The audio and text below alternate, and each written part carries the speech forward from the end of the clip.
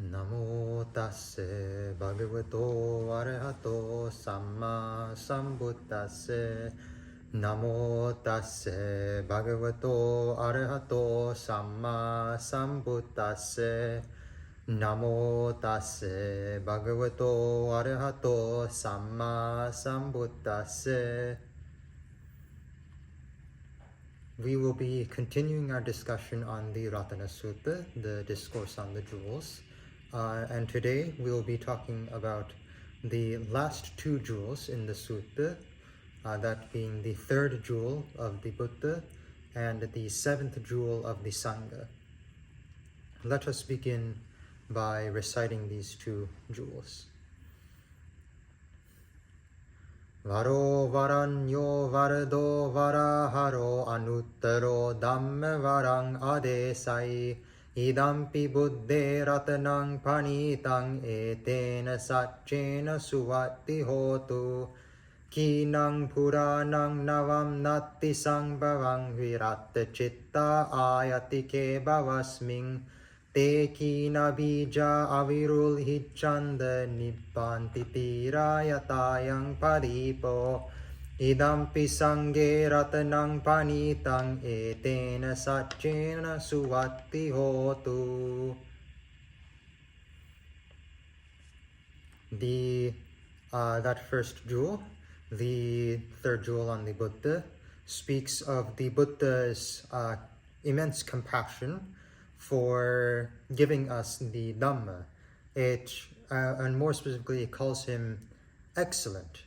It refers to both the Buddha and the Dhamma with a variety of terms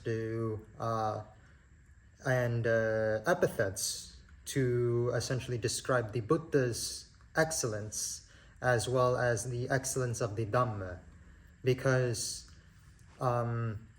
the truth about the Buddha Dhamma is that it's a very unique sort of Dhamma.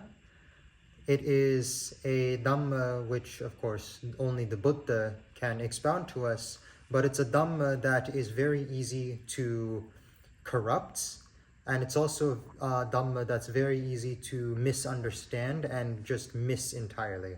There was one simile that the Buddha gave where he held up a pile of leaves in his hands, and he was standing in the middle of a forest, and he asked the Sangha, mendicants, the amount of leaves in my arms right now, is this greater than the amount of leaves in the forest or the other way around?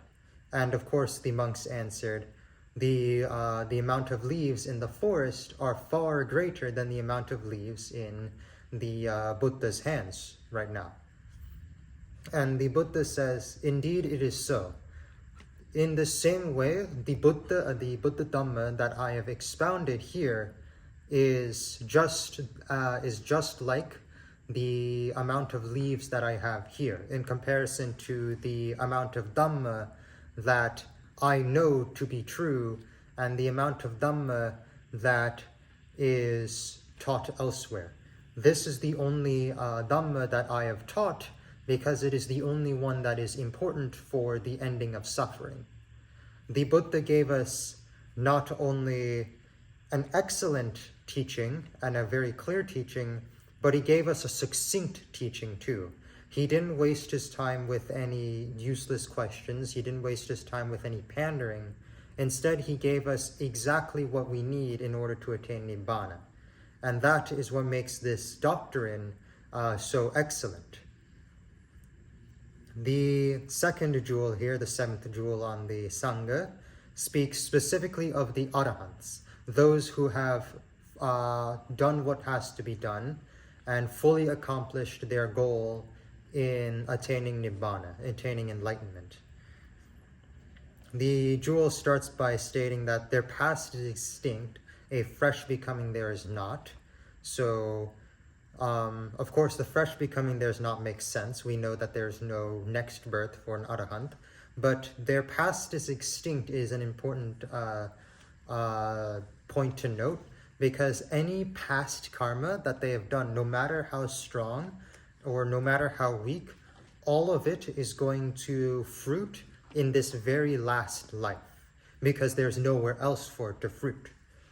Take the example of, I'll take two examples, one being Angulimala Tero and Mahamoggalana Tero. In Arahant Angulimala Tero's case, what happened to him was that, of course, as we know, he was the murderer of over 1,000 people, and he was a very vicious one at that too. Of course, the Buddha saved him before he went to go kill his mother, and so when this happened, Angulimala went forth as a monk right then and there under the Buddha's feet. So striving forth, he eventually and quickly became an arahant, and in his final days, because he was an arahant and there was no next life for him, the people who were the family members of those who he had killed had seen him coming for alms one day and had said, that monk, that Angulimala is so vicious that he is pretending to be a monk. And so they threw many stones at him, which of course caused his physical body to take immense damage. He was bleeding all over, especially in the head. His skull was cracked, and he was dying. And as he was coming back to specifically the Buddha, and the Buddha exclaimed one thing to him. He exclaimed, "Bear with your pain, Angulimala, for this pain that you experience now is significantly shorter than the pain that you would have experienced had you not become an arahant. The pain of the many lifetimes in hell that you would have had to experience is all condensed down to this, because there is nothing else for you left after this." Of course, Angulimala did bear the pain, and of course, he died right there at the Buddha's feet, taking refuge in the Buddha, Dhamma, and Sangha one last time.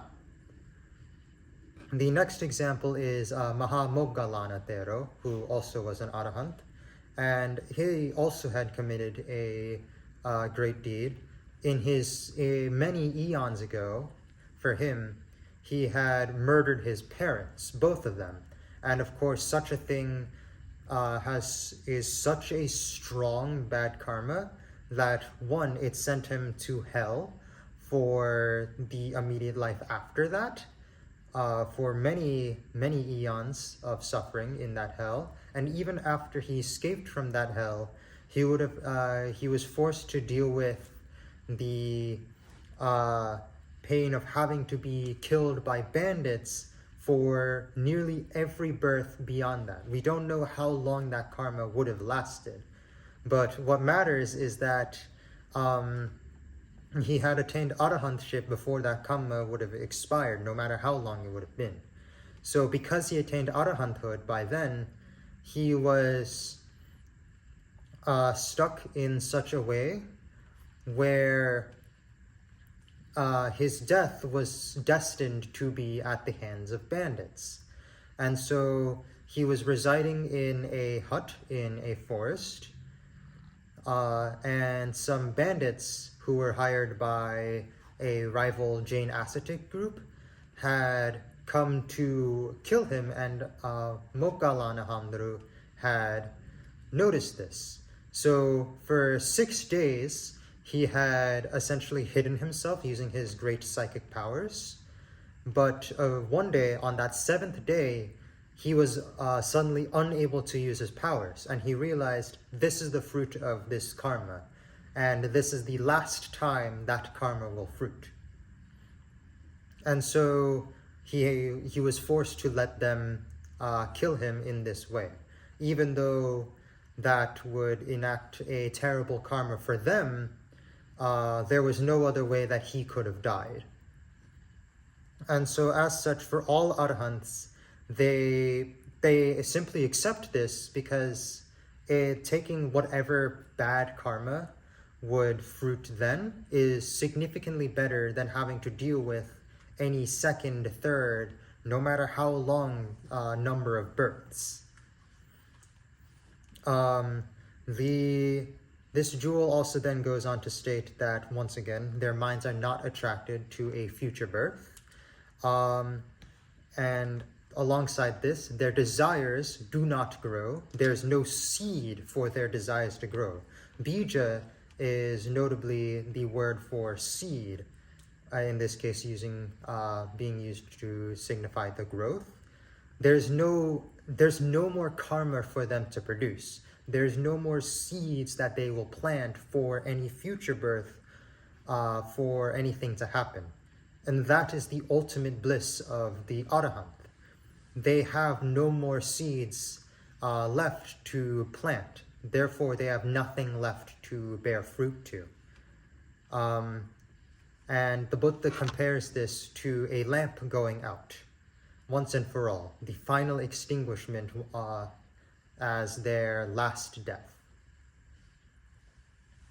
Sadhu, sadhu, sadhu.